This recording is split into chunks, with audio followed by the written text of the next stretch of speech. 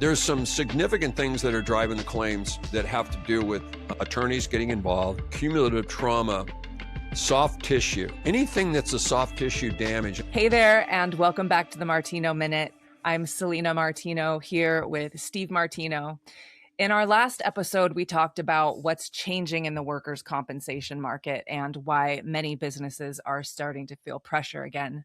If you haven't seen that episode yet, we've linked it below in the description.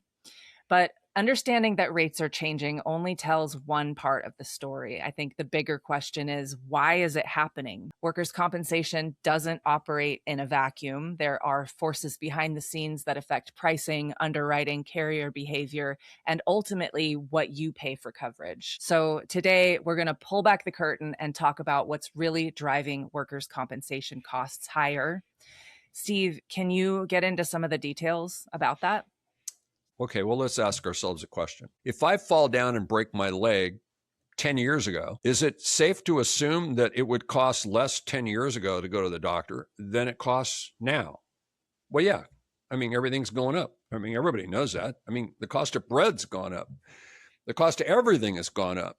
So the cost of medical claims has gone up also. If I broke my leg at work, it not only costs the repair of the leg, but if I'm off work, then I've got compensation for being off work. And let's just say, if I was home, laid off, and then I go back to work, and, I kind of like being off work.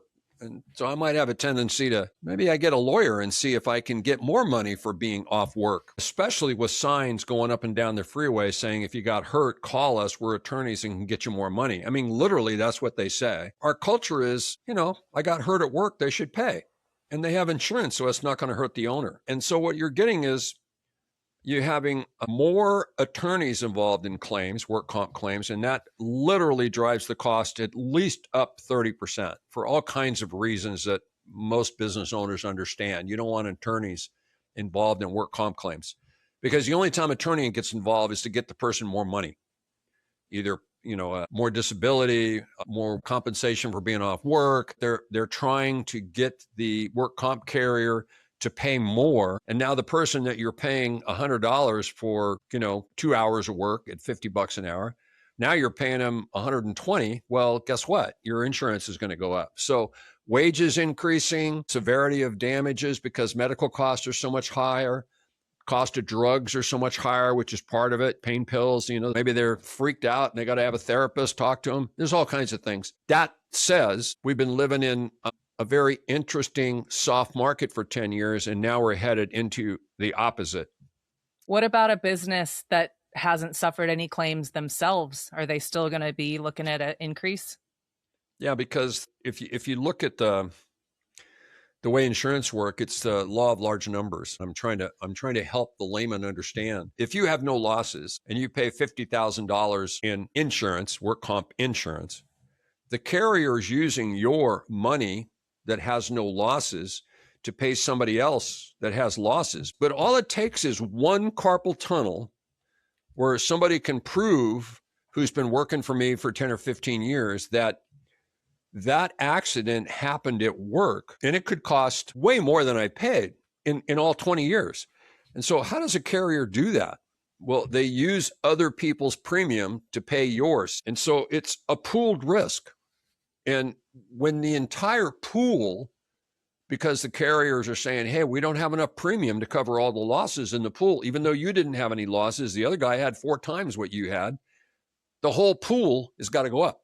You got to charge more. So you need to understand that even though you don't have claims, you're in that public pool and they have to have enough premium to cover all you people. When it comes to these catastrophic claims like a roofer falling off the roof, that seems pretty obvious. Can you speak to some of the hidden cost drivers that are driving the costs up? I'm hearing that cumulative trauma claims are exploding. Yeah, let's just say we've come out of a soft market where rates are depressed and discounts are huge and people are able to buy work comp from multiple locations. But people got kind of lulled into really not paying really close attention. And so now that everybody's back to work, the claims, because the cost of medical is so much higher, the thing that drives the claims really isn't really the cost of a broken leg being repaired.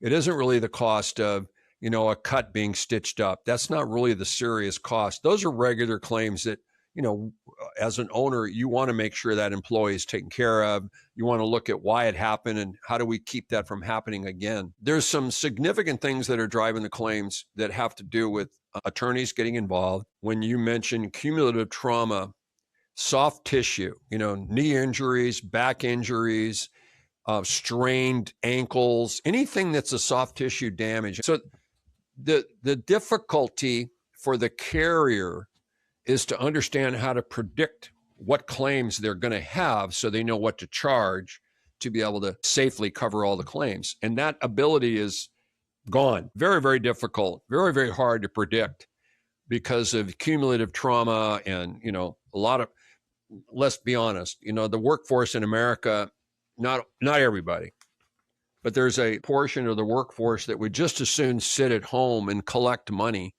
than go to work. And there's signs up and down the road that say, hey, you want more money for work comp claim, call me. So you have attorneys on the radio, on the TV, and in billboards saying, hey, you get hurt on the job, call me, I can get you more money. And some people fall for that. And that makes it very difficult for the carrier and the employer because it drives the cost of claims up. Speaking of which, for someone who's not paying attention, can you talk a little bit about why these trends matter? Because the way I see it, this pricing pressure eventually shows up at renewals, which is ultimately when a business owner feels it.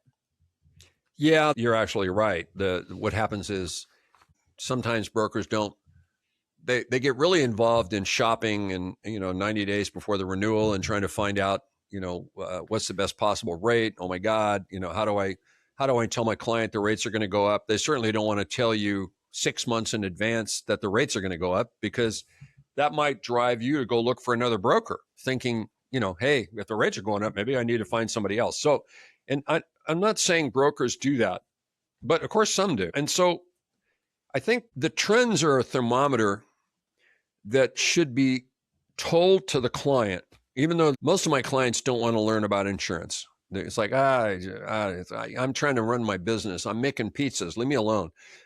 And I have to say, yeah, but you can't run a business without work comp insurance. It's illegal. And so you might as well understand it so that instead of waiting until 90 days before your renewal and then let your broker go out and shop all the markets and then waiting until 10 days before your anniversary date to find out, oops, the rates went up 20%. And that might be okay to do in a soft market, but in a hard market, the way we are right now, you should be looking at this stuff 6 months in advance. And so these trends matter when they turn into a hard market, when the rates start to go up. It's very important that your broker says, hey, you know what? We've been living in la la land for 10 years. It's changing.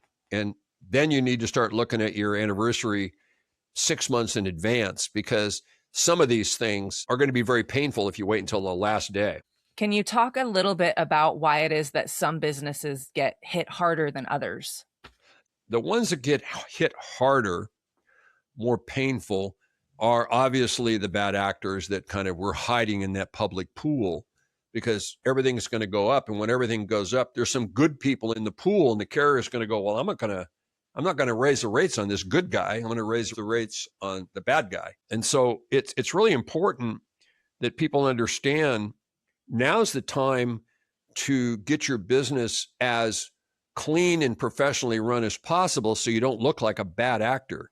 You look like a clean actor that they want. They want the clean guys that have no losses because they got to have that premium to pay the guys that are not. And so people that have high frequency are going to get hit harder than normal. And so keep in mind, everything that's been going on the last 10 years has been the carrier. They want the premium. I want your premium. I want your premium. I'm going to invest it. I'll make money on it. The losses are lower. Now the carriers are going to be much, much tighter. So they're going to be looking at everything. They're going to look at, your hiring practices, the morale. They can tell by the way your management handles claims and your HR department handles your employees.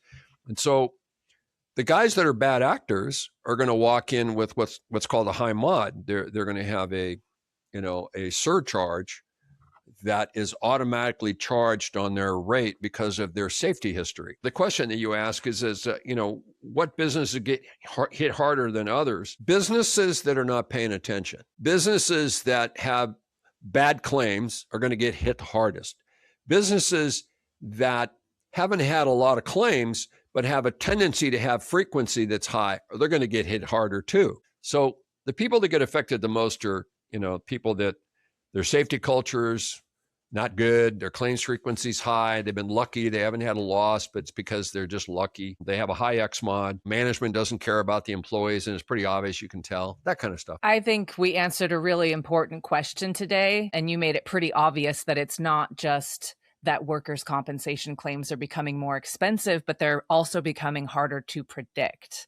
You mentioned medical inflation, litigation, cumulative trauma claims, and the broader statewide trends. It seems like all of that contributes to the environment that businesses are operating in today. And I think understanding what's driving that pressure is really important. But understanding what you can actually do about it is, I think, where the real opportunity begins. And so in our next episode, we're going to focus on preparation and discuss how businesses can position themselves before these changes affect them. So stay tuned.